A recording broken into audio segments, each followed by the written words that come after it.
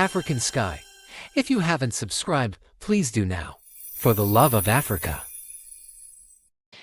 So what does that mean in terms of true integration? And then it kind of brings me back to what we're seeing in the Sahel in West Africa and in Central Africa with coups that have risen, ECOWAS, the issues there. I mean, there's so much. To create that cohesion, we have to look inwards to fix these issues. So President Ruto, what are you doing? It is part of the brief that was handed to me by President Kagame.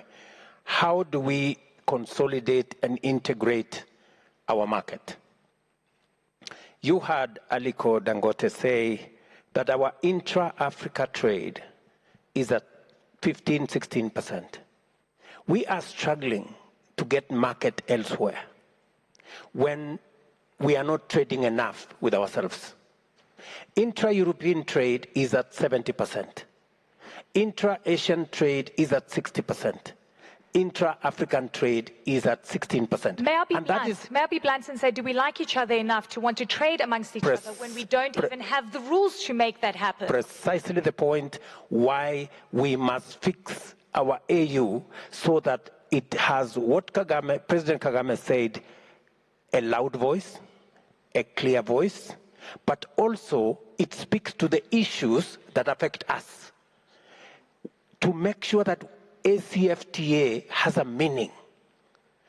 If, for example, we had signed AGOA as AU and the US, there was no way Rwanda would have been penalized for refusing to bring in dead people's clothes. Thank you for watching, and kindly consider hitting the subscribe button for more updates on important and powerful voices shaping the future Africa. You know?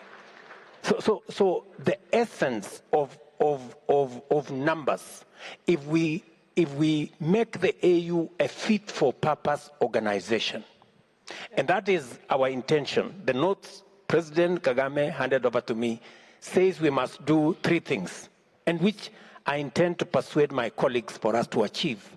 Number 1, to use AU for our economic diplomacy, to make sure that it speaks to having a unified market in our continent, making sure that the ACFTA works, we have the same regulations, the borders that exist stop being barriers, but instead being bridges into the next continent, into the next country.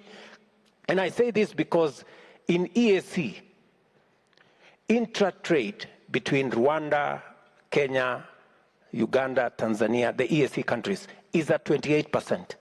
It is the highest in the continent. It is the single highest regional economic bloc that has trade at that level. We intend to pull the rest of the continent in that direction, and it tells you that the 16% can actually get to 50% if we do things right. So this is the trajectory we are looking at. We are also looking at making sure that the AU deals with the challenges of infrastructure. You heard the president here talk about infrastructure. We must make the AU fit for purpose, to focus on a few things, not too many things. Security and stability, economic, diplomacy, infrastructure, period. And then we make sure that it serves the continent well. It will give us voice, it will speak for reasonable numbers, and even if we have, it will help us push against unfair trade deals, because we have the numbers to say no to the EU if we are standing as Africa. But if I'm standing as Kenya or Rwanda, they can push. Yes. But if we are standing together, we can make sure that we push our agenda properly. Let me finalize by saying, to support our private sector, even our private sector today, they are molested by financial institutions. They are told, you are investing in the wrong place. You cannot put a factory in Africa, it is risky. They are charged high interest rates. That is our responsibility.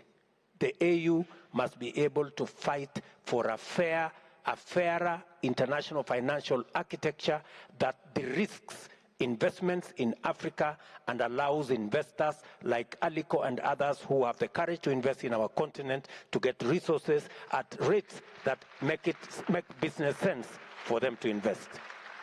Agreed. Thank you for watching, and kindly consider hitting the subscribe button for more updates on important and powerful voices shaping the future Africa.